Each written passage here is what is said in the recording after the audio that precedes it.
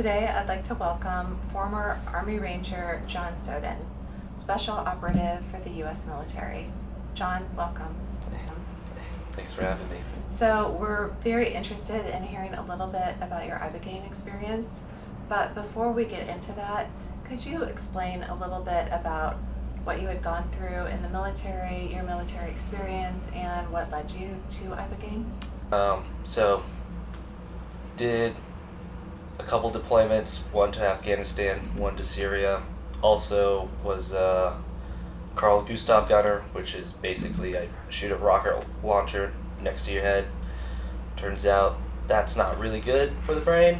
And on top of that, getting into fights, airborne operations, and just dealing with explosives on a somewhat weekly basis, your brain just doesn't recover how it should be. So got a TBI from the military, and on top of that was dealing with a lot of personal issues, the biggest one being suicidal ideation.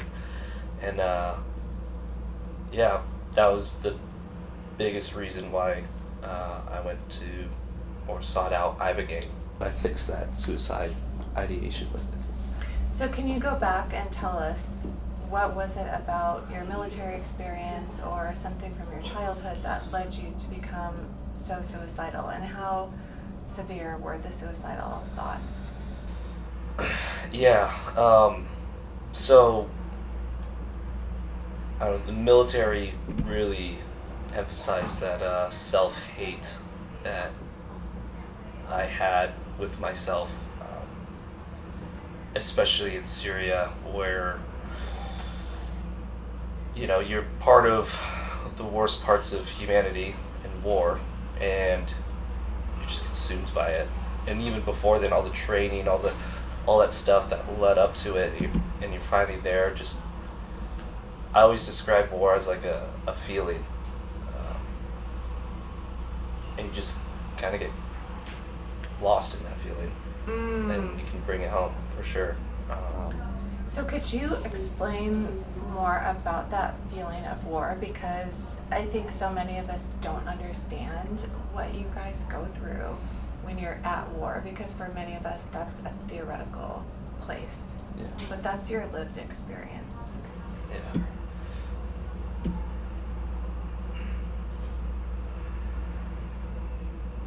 I just remember feeling the misery of it all. Seeing a kid with his leg. I remember seeing one of the first days there, we were driving around, and what seemed like, I can only assume, his grandpa and his kid just like on crutches, just with a missing leg from probably knowing what, driving around IED holes,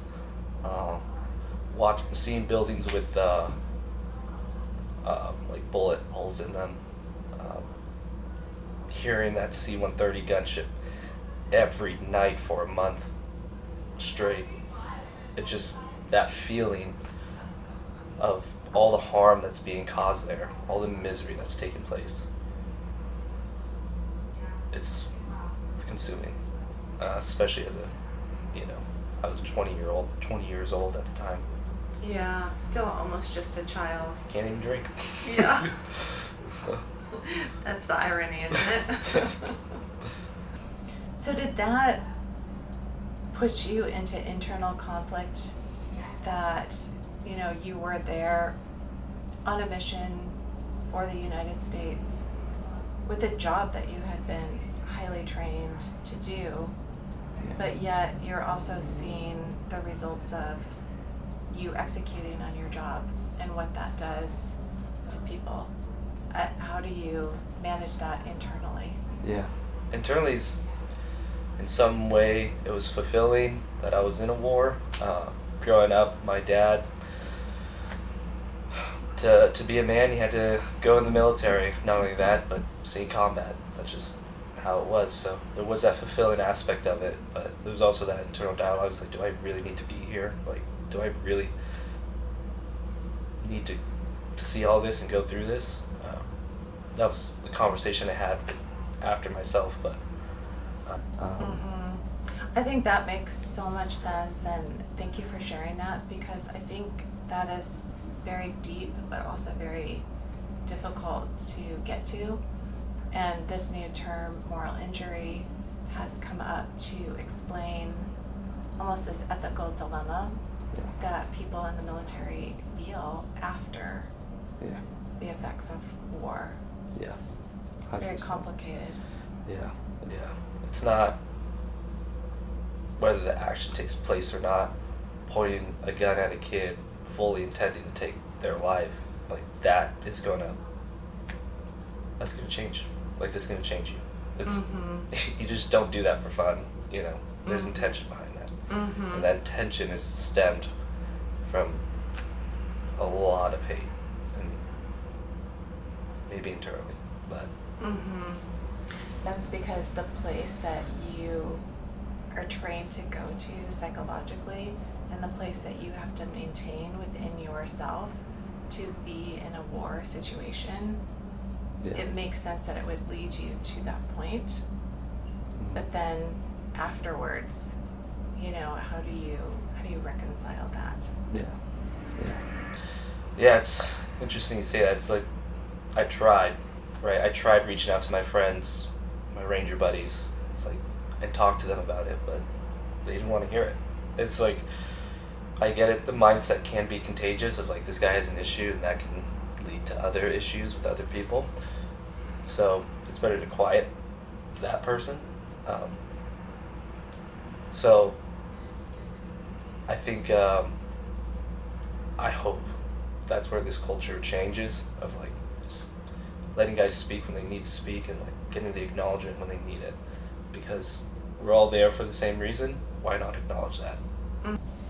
And to me, as a professional, I would imagine that every single person who goes to war would have some sort of internal reconciliation to do with themselves, with the situation, with the complications of what you have to go through. Yeah. And so that culture of,